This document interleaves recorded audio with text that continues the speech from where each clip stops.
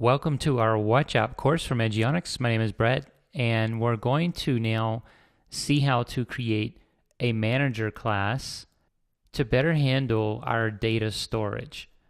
So right now what we're using is we're creating this array, and each time we want to feed it to picker lists or tables or anything like that, we're creating it over again. So here's this array again. We want to create a structure that holds basically the objects of stadiums, and then we can just access those objects in all these different areas. The first thing I'm going to do is create a stadium class. That's going to have all the different attributes we're going to want for a stadium. So I'm going to do new file, and this is going to be a WatchKit class, and I'll do next and just call this stadium. It's going to be an NS object, Swift, and I'll take that and drag it right below our detail interface controller. We're going to need a few variables here. So we'll have things like name, which will be a string, and these are going to all be optionals because we're not going to initialize them, and we're not going to require the user to initialize them when they're creating the class. And so we'll have something for city, and then we can do image. So var image string optional. We will have a play date. So this may be like the next game coming up. And we can also do opposing team. And just fix this. So now we've got this object which will really structure our data quite well. What we need is something we can access that will have instances of stadiums. So again, we're getting rid of the array and using something that we can access throughout the application. So this is going to be a stadium manager. And just create that, move it up here. So we're going to have an array inside of here. It's going to be static. And we're just going to call it stadiums, and it's going to be of type stadium, and it can be optional. So in here we'll create a static function to init stadiums, and then that's not going to have any parameters, and then in here we can start creating stadiums. So let's see, we'll have S1, and this is going to be Angel Stadium. And we can continue filling some of these in. So we'll have an image, which is just going to be the one image, baseball. We'll have play date. This will be a string. And we'll do 2016-325. S1 opposing team is going to be the Blue Jays. Toronto Blue Jays. And then we'll have Los Angeles for city.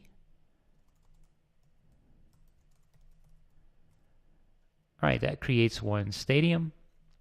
And let's see what, okay. Guess we're fine there. We can go ahead and create 3 more of these. So we'll have an S2.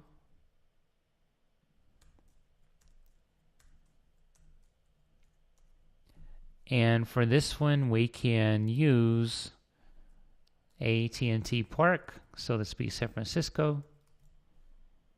And this play date will be 4/5. The opposing team is going to be the Angels. And then we're in San Francisco. We'll have an S3.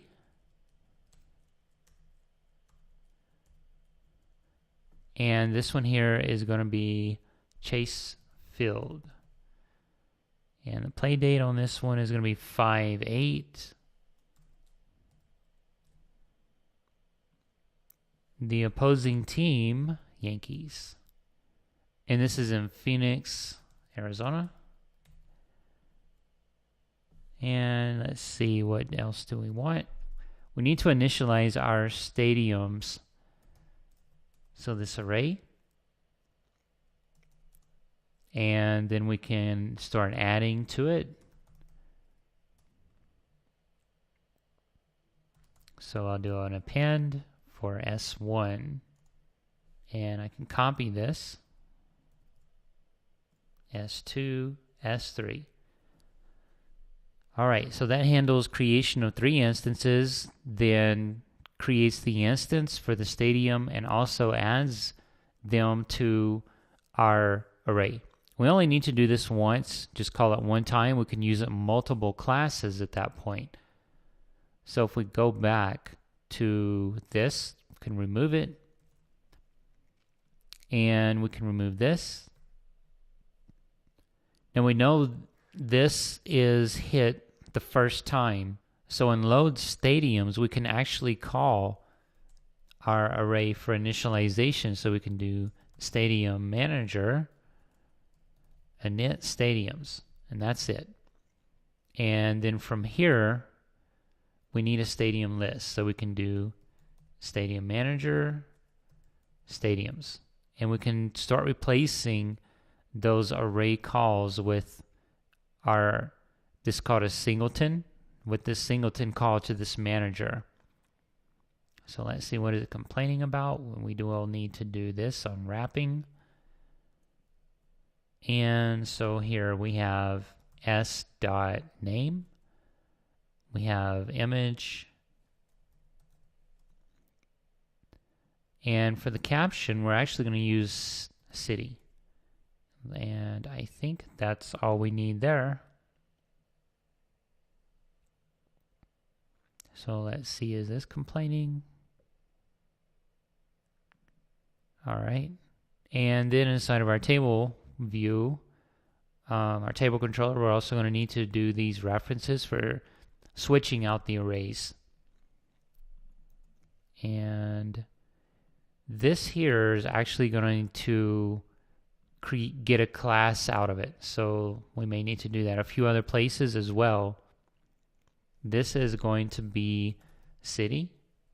Well, actually, name. And let's see. All right. So for